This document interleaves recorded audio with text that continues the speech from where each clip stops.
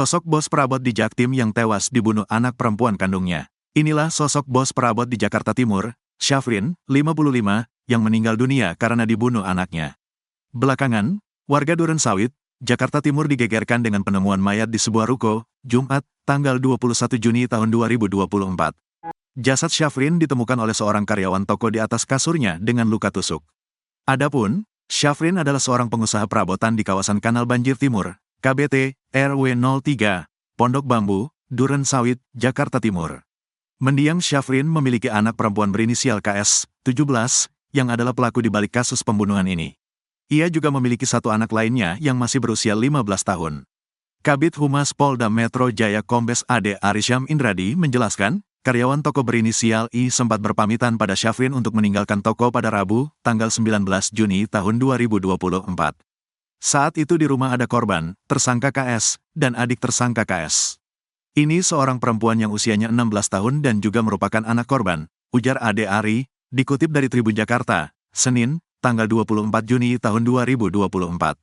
Tak lama kemudian, adik KS juga keluar meninggalkan toko sehingga tersisa tersangka dan korban di tempat kejadian perkara.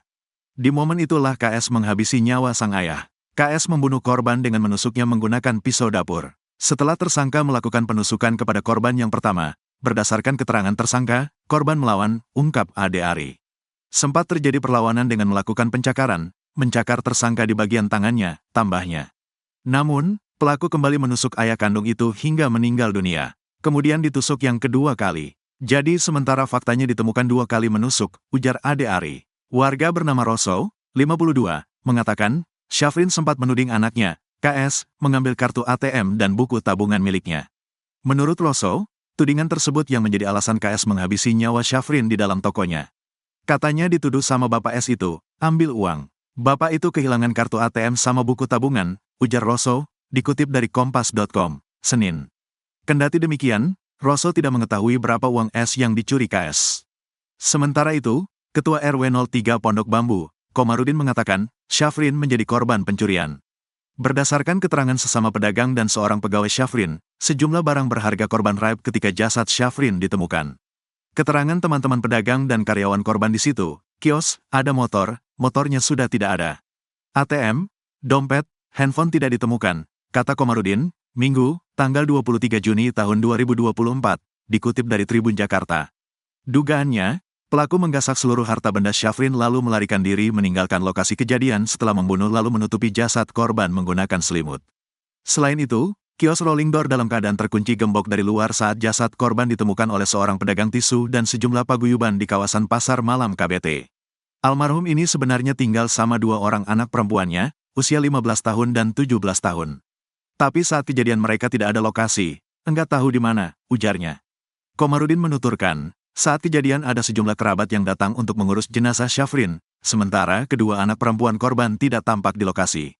Bahkan hingga jenazah Syafrin dibawa jajaran unit Reskrim Polsek Durensawit ke Rumah Sakit Cipto Mangunkusumo, RSCM, Jakarta Pusat, kedua anak korban tidak tampak.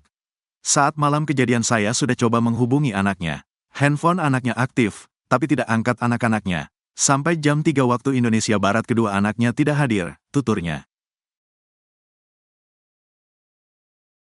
Anak perempuan habisi nyawa ayah kandung gegara sering dimaki. Seorang perempuan anak baru gede, ABG, di Jakarta nekat menghilangkan nyawa ayahnya sendiri. ABG perempuan berinisial KS, 17, tega menghabisi ayahnya, Syafrin, 55, akibat perkataan sang ayah yang selalu tak enak ia dengar. Saat diinterogasi pihak kepolisian, KS mengaku sering dimarahi bahkan dikatakan anak haram oleh korban. Karena perkataan-perkataannya yang tak bisa ia terima, KS pun akhirnya melakukan perbuatan nekat kepada sang ayah dengan cara menusuknya. Kabid Humas Polda Metro Jaya Kombes AD Arysyam Indradi mengatakan bahwa KS membunuh Syafrin di toko perabot milik korban di Jalan Masjid Baitul Latif, Durensawit, Jakarta Timur. Alasan tersangka, KS melakukan penusukan dan pembunuhan terhadap ayah kandung atau bapak kandungnya ini adalah sementara ditemukan fakta oleh penyidik, karena sakit hati, kata AD Arysyam Indradi, Senin, tanggal 24 Juni tahun 2024. KS pun mengaku sering dimarahi dan dituduh mencuri barang milik korban hingga pernah dipukul dan disebut sebagai anak haram oleh ayah kandungnya itu. Karena sering dimarahi, kadang dipukul, dituduh mengambil barang milik korban, bahkan pernah dikatakan anak haram oleh korban. Ini berdasarkan keterangan tersangka, ungkap Ade Ari.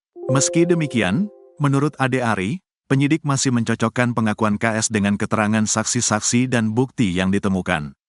Tentunya keterangan tersangka itu tidak berdiri sendiri, rekan-rekan. Sekali lagi harus dikaitkan atau dibuat match atau dibuat harus sesuai dengan barang bukti, keterangan saksi, serta alat bukti yang lain, ujar Ade. Ade Ari menyebutkan bahwa awalnya KS pura-pura tidak tahu kalau ayahnya tewas. Saat itu dengan alasan dapat informasi bapaknya meninggal, tersangka akhirnya datang. KS berdalih baru mengetahui sang ayah meninggal dunia setelah mendapat kabar dari temannya. Berdasarkan informasi dari penyidik seperti itu, dia berpura-pura tidak tahu.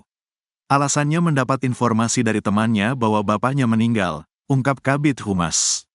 Jasad korban pertama kali ditemukan oleh karyawan toko berinisial I pada Jumat, tanggal 21 Juni tahun 2024, malam sekitar pukul 20. Ketika itu I hendak masuk ke toko perabot milik korban. Namun, rolling door toko tersebut dalam kondisi terkunci. I kemudian mengajak karyawan lainnya untuk membuka paksa toko.